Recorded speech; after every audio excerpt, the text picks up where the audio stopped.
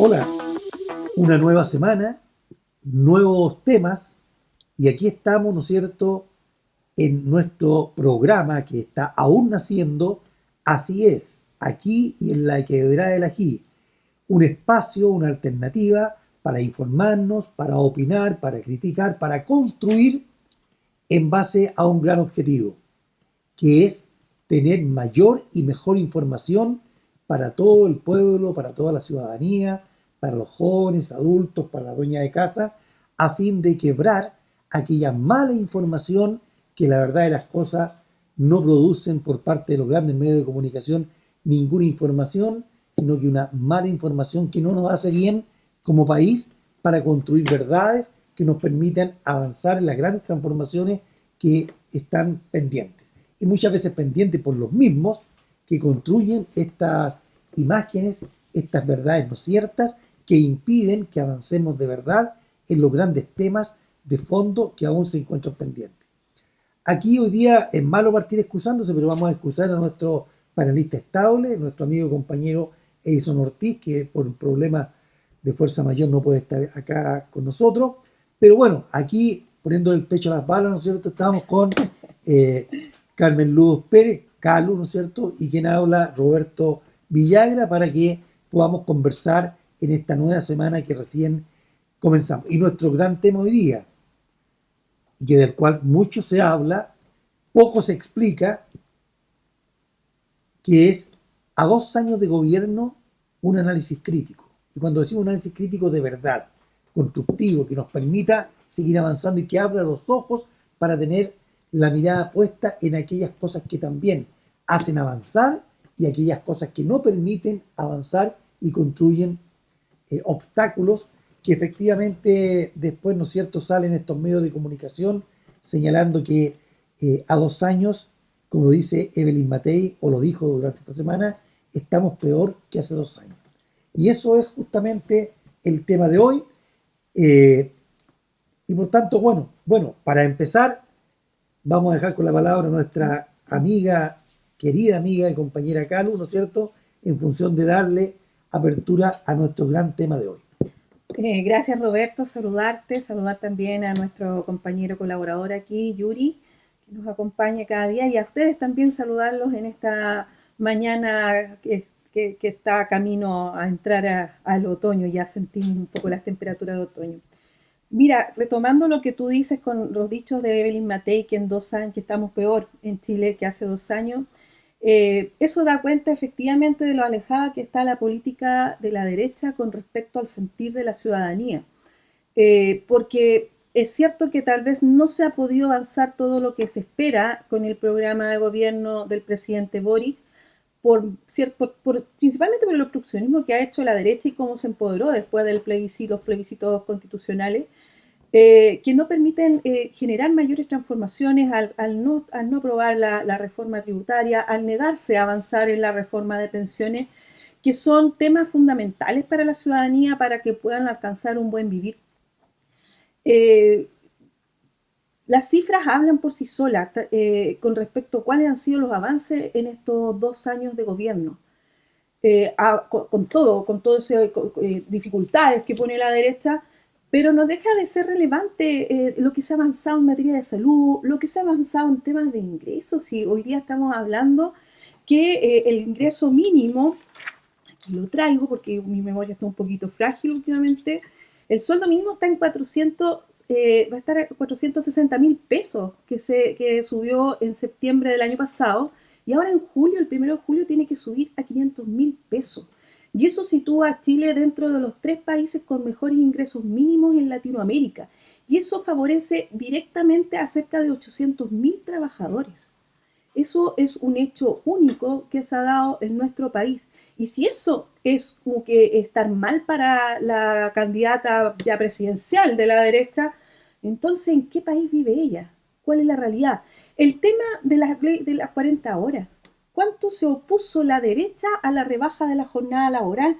Cuando, ¿qué implica para un chileno salir a trabajar en las mañanas? Solo les voy a poner el caso de la región metropolitana, que la gente para moverse de Puente Alto a Vitacura a trabajar tiene que movilizarse 3 horas y trabajar más de 8 horas diarias. Entonces, ¿cuál es la calidad de vida? ¿Cuál es la vida familiar que pueden desarrollar?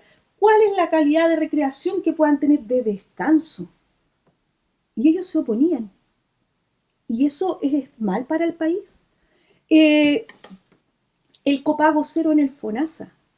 El copago cero en el FONASA, que benefició directamente a los contribuyentes del fondo, del que se conoce como FONASA C y el FONASA D, que partió en septiembre del año 22 y entre noviembre del año 23 había beneficiado a 1.209.417 personas.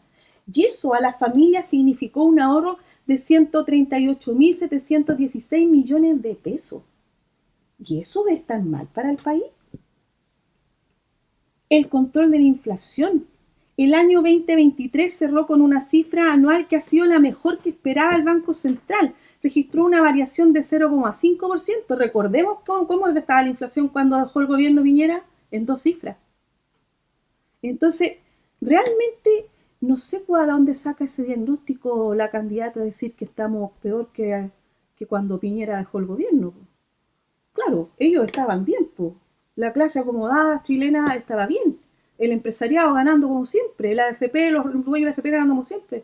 Pero el resto del país, el pueblo, no. Reafirmando lo que tú planteas, digamos, respaldándolo desde el punto de vista de no repetirlo, bueno que hayas traído esa cifra acá. Cualquier análisis tiene que partir con algunas cifras duras, digamos, y esos son datos que están ahí, que no son cuestionables desde el punto de vista de la estadística. Hay un tema que yo creo que cualquier gobierno, para poder hacer un balance, debiera, en Chile al menos, después de esta corta historia de hace 5 años atrás, debiéramos nosotros ver las causas que motivaron el estallido social. Hoy día están incólumes respecto de cuando se produjo el estallido, o nosotros hemos tenido transformaciones que hacen que ya no existan esas causas. Yo tengo la impresión de que están incólumes como modelo, ¿ya? Entonces es fácil para los medios y para quienes estén interesados en señalar que no hay avance, es fácil señalar que en el fondo no hemos avanzado respecto a esas causas.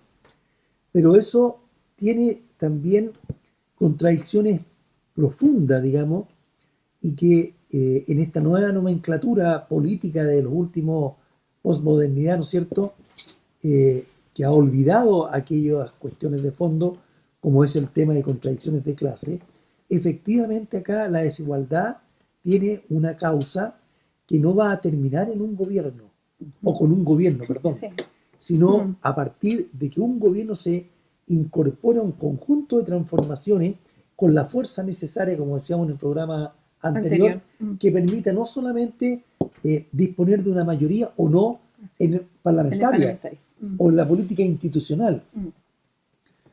Cualquier avance estructural va a requerir necesariamente de la actuación, protagonismo importante del mundo social de Chile. Y estoy hablando de la Junta de Vecinos, estoy hablando todo aquello que implique organización formal y no formal del mundo social, territorial, sindical, profesional, de todo tipo. Entonces, ese es un tema que a mi juicio está pendiente. A mi juicio está pendiente, digamos, estuvo y sigue estando pendiente. Yo diría el despliegue fenomenal que hubo de organizaciones territoriales que emergieron durante el estallido social fue enorme, enorme. Quien la llevó a todo esto, desde el punto de vista de esa conducción, fueron las organizaciones territoriales, que algunas venían y otras surgieron al calor de la lucha, llamémoslo así. Sin embargo, eso hoy día también se disminuyó a la mínima expresión. Entonces, ese es un tema que yo creo que está pendiente y que nosotros debiéramos avanzar.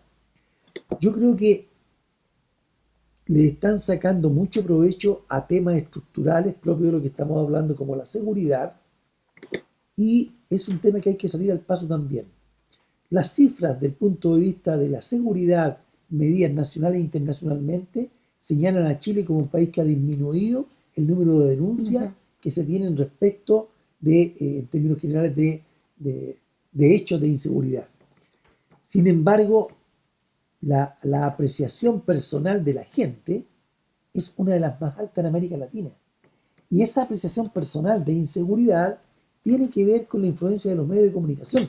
Si yo creo de verdad, y no me digan que quiero censura porque no me gusta la censura, debiera haber una ley que sancione a quienes hacen y construyen verdades que no son, llamémoslos mentiras, en función de una ideología.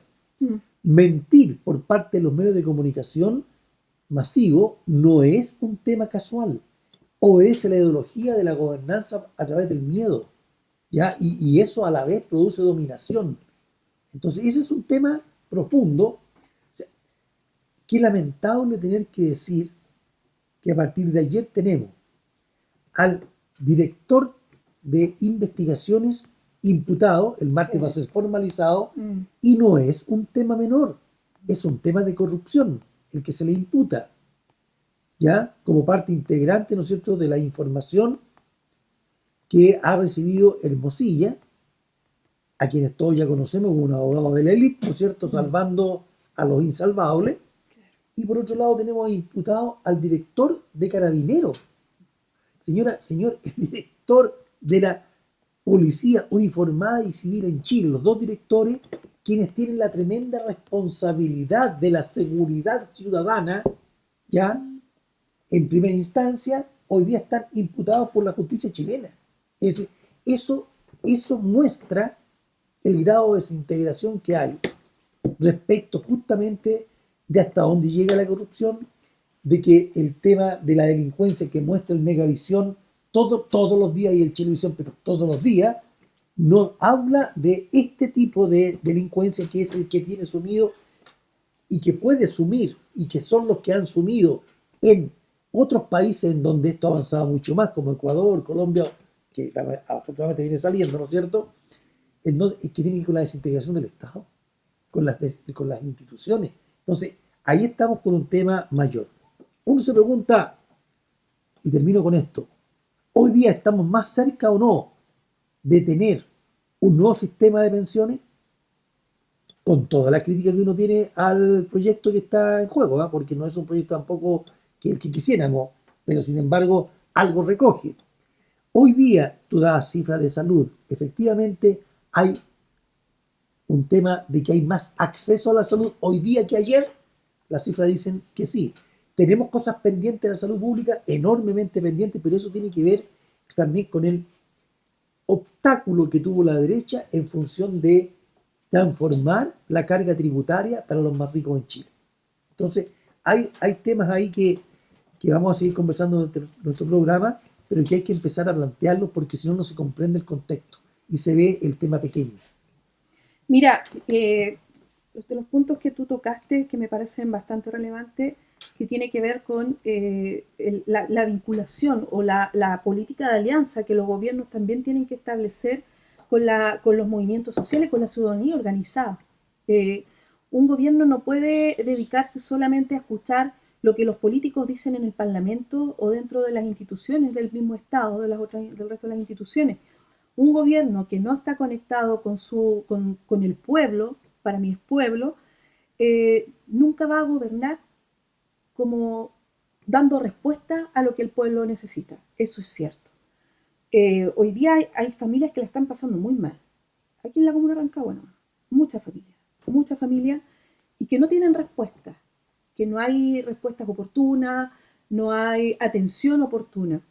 Y a veces, si uno igual lo mira, si esta es parte como de la autocrítica que se tiene que hacer uno cuando yo apoyo este gobierno, lo digo, pero le falta al gobierno calle. Los gobiernos tienen que tener calle, tienen que estar en la base social. Los partidos que conforman una alianza para gobierno también tienen que tener calle. Y eso no se puede perder en el horizonte, porque si no, las políticas nunca van a dar respuesta. Ahora, tú hablabas sobre ¿están vigentes las causas del estallido social? Por supuesto. Claro que están vigentes.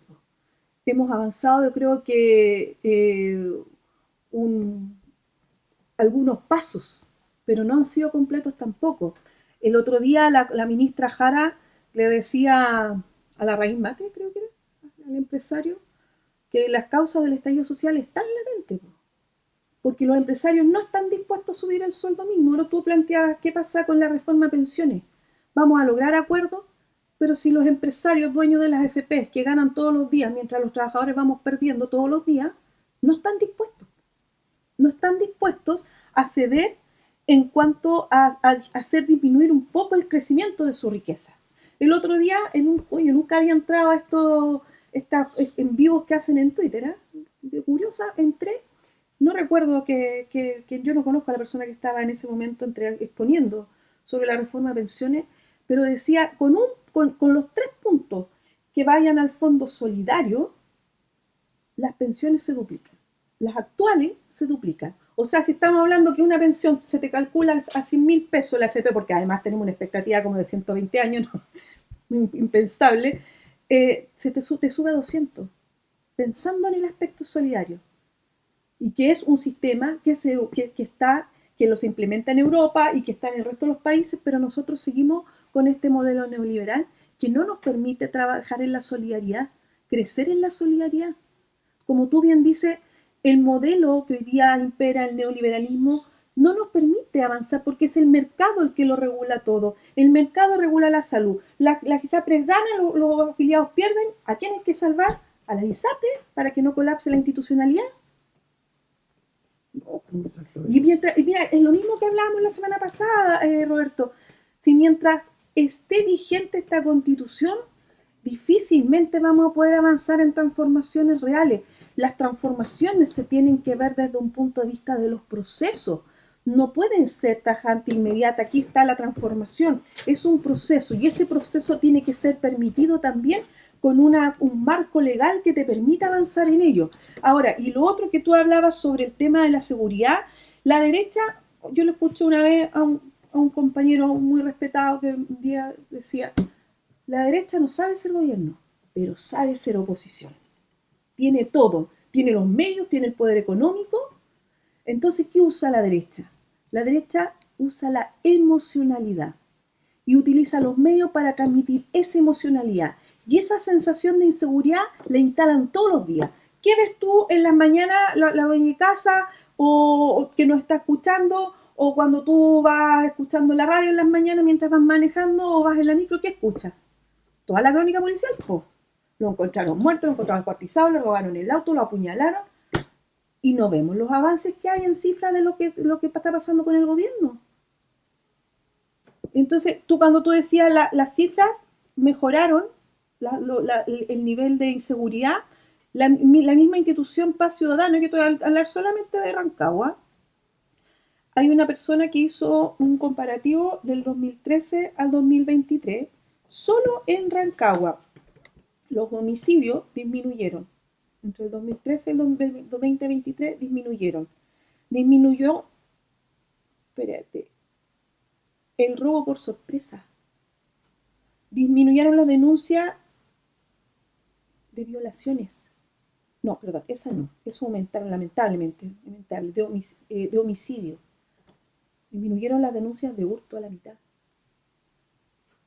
Entonces, el mismo Yáñez, el director de Carabineros, dijo una vez que nunca un gobierno les había inyectado tantos recursos a la institución de Carabineros para enfrentar la seguridad en el país como lo ha hecho este gobierno. De hecho, lo tenía acá, no lo resalté tan grande, pero efectivamente hay un plan de seguridad nacional. O sea, nunca se había levantado un plan que fuera de norte a sur. Siempre se atacaban las zonas estratégicas nomás.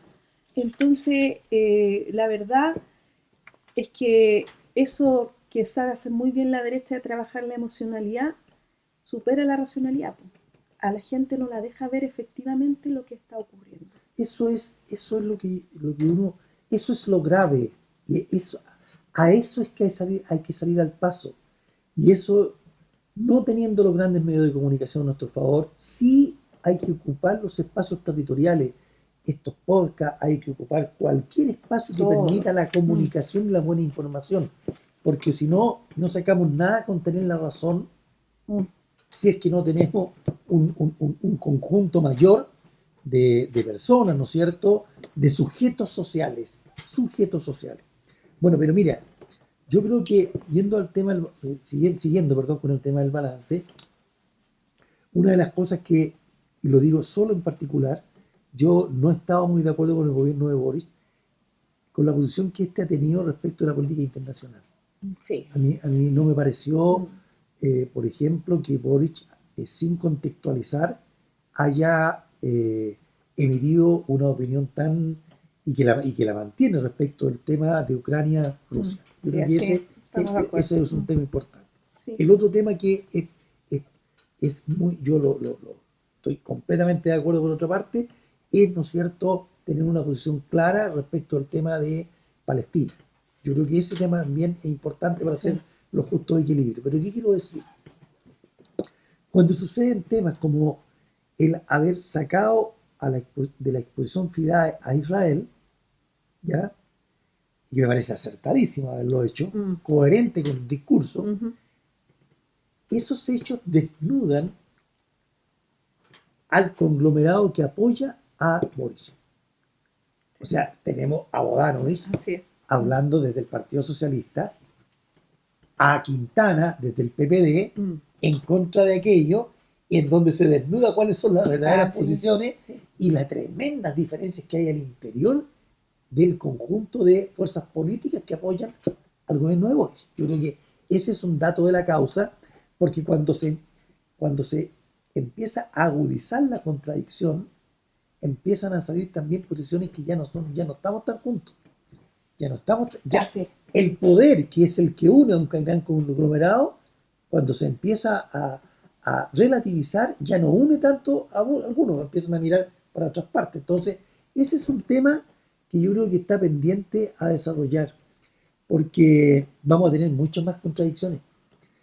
Si el gobierno insiste en su programa de gobierno y lo hace con el mundo social, es más factible que efectivamente esto avance un poco más.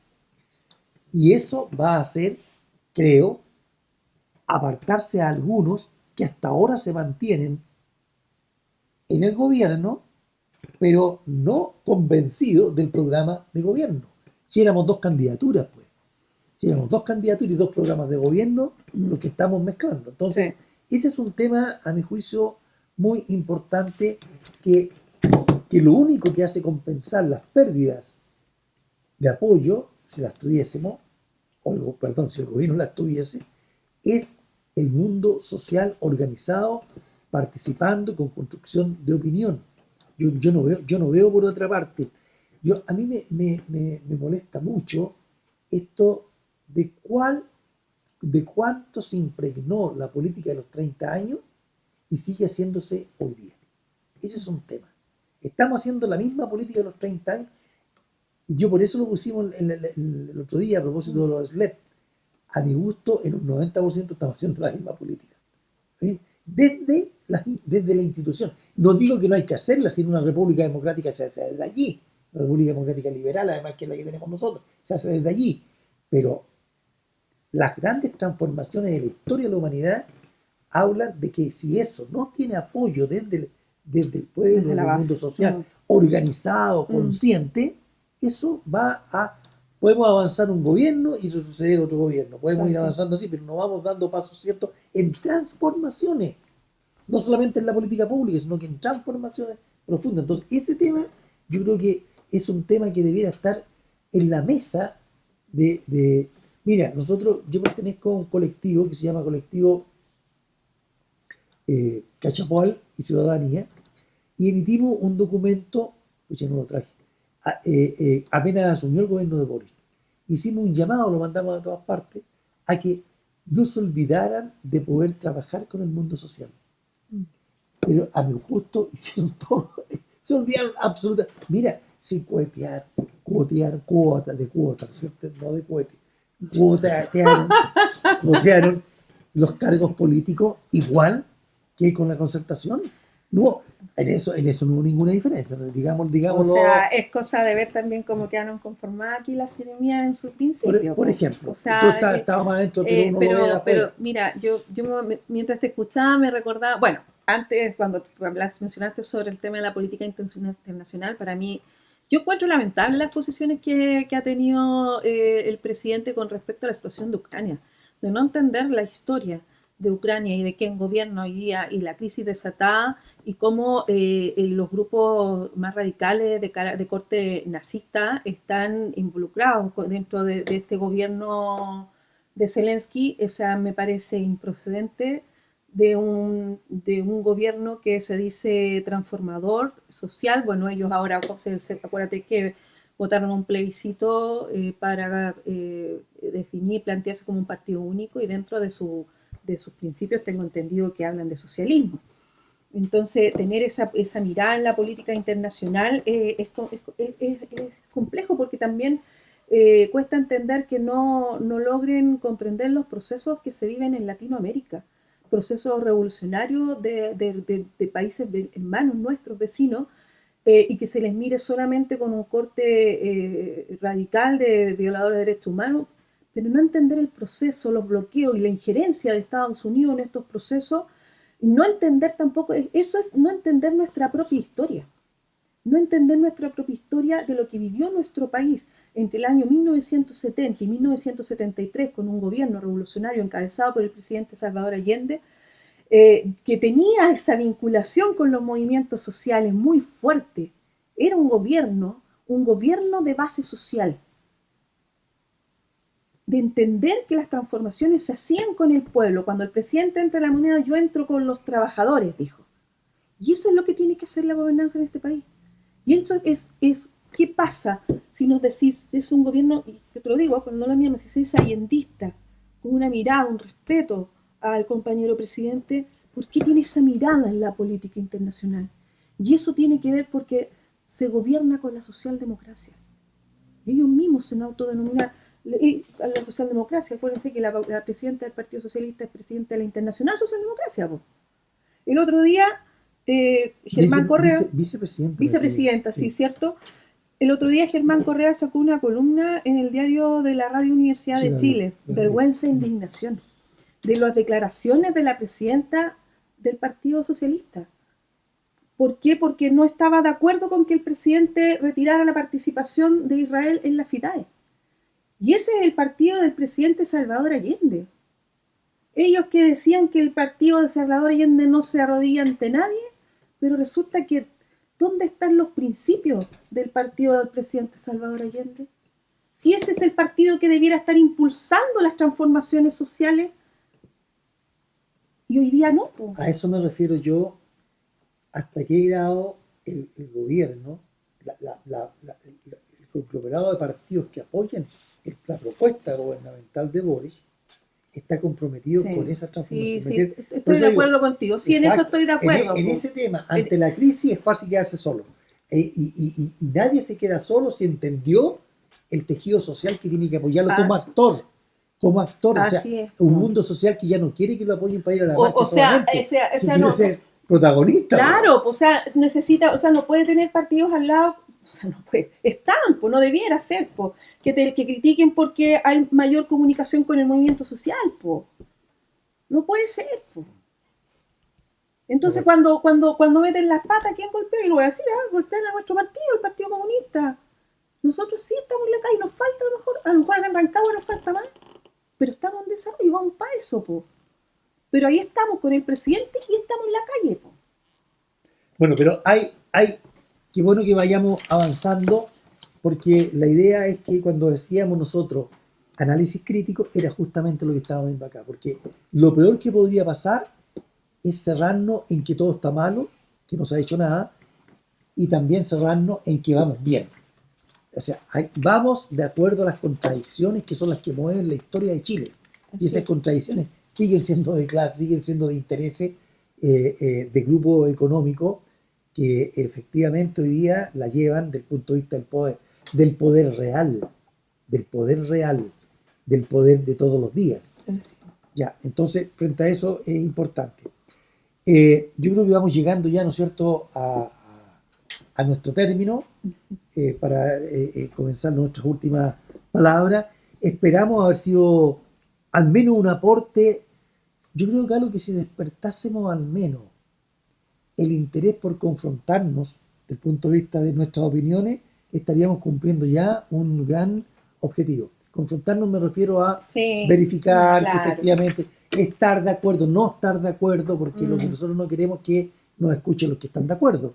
Nosotros lo que queremos es aportar a construir alguna información, ¿no es cierto?, más allá de lo que está bombardeando todos los días eh, a la familia, tanto en la mañana, en la tarde, muy noche, ¿no es cierto?, con los medios de comunicación que están al servicio y no son neutros, sino que están al servicio, ¿no es cierto?, de una causa. Para ello tiene que ver con la mantención y profundización de un modelo que mantiene las más grandes desigualdades que ha tenido la historia de Chile.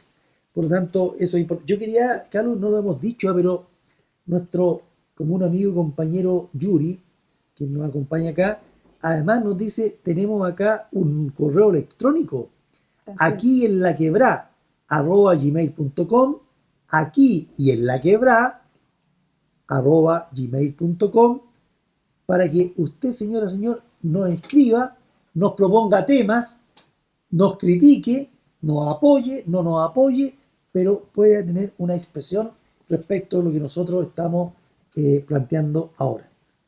Sí, mira, antes de despedirnos, yo quisiera resaltar dos avances importantes que ha tenido el gobierno del presidente Gabriel Boric.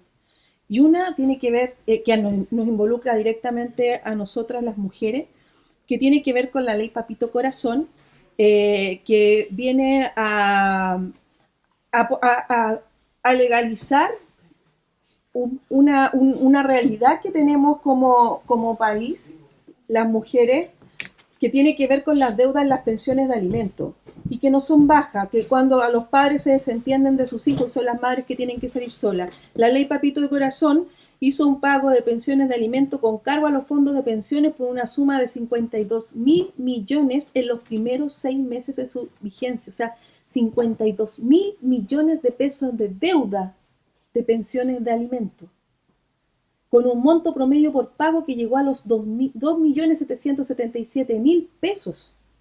O sea, ese avance es importante de protección a la mujer, a la familia, la derecha que tanto se llena la boca para hablar de la familia. Eso es un avance de este gobierno. Y otro tema que es muy importante para mí en particular y para muchas familias acá en Chile, que es la ley TEA, que asegura el derecho de igualdad de oportunidades y resguardar la inclusión social de los niños, niñas, adolescentes y adultos que están dentro del trastorno del espectro autista, eliminando cualquier forma de discriminación. Esto es un avance a mi juicio, dirigido a los niños, niñas y adolescentes más importante, porque quienes tenemos hijos con TEA o autismo, como le gusta a mi hijo que le diga, es vivir la discriminación, vivir la exclusión, la falta de oportunidades dentro de los colegios, dentro de las universidades, dentro de los espacios laborales, dentro de la salud, de la atención en salud, es un avance significativo de dignidad, de respeto, de derechos humanos. Todavía nos falta por avanzar, porque recién estamos abordando niñas y niños. Todavía faltan los adolescentes y nos falta lo más aún, qué va a pasar con los adultos con TEA para la inclusión laboral. En Europa hoy día se discute de la vejez de las personas con TEA. O sea, también porque también se autodenomina en condición del espectro autista. Pero tenemos que avanzar. Así que yo quería destacar esos Sin duda dos un logros avance, sin de este duda gobierno. un avance importante.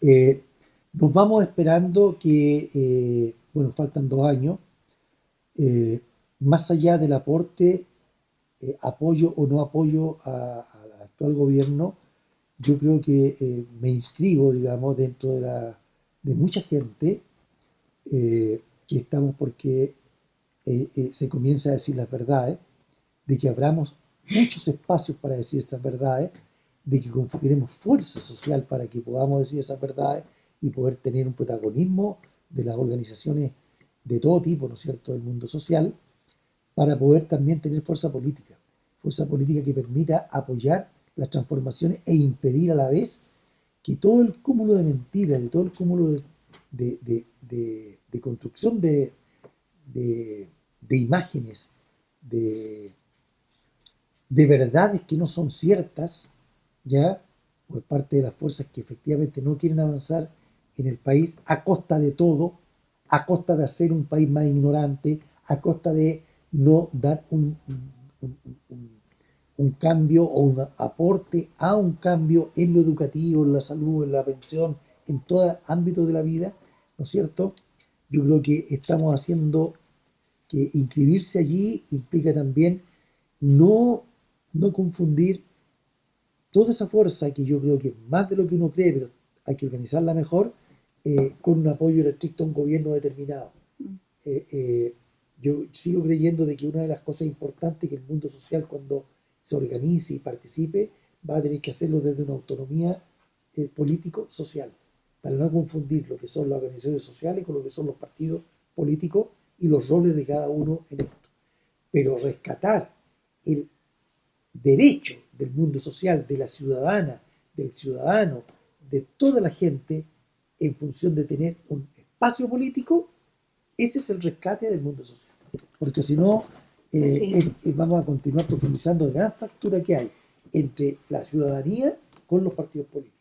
Esa gran fractura que se construyó por mucho tiempo, que además es parte de un modelo, es un tema. Yo quiero decirles, sí, que habíamos señalado que Edison no podía estar acá, y efectivamente él tuvo que resolver un tema emergente.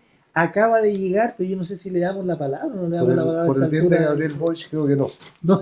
Ya, dejémoslo ahí. Dejémoslo ahí.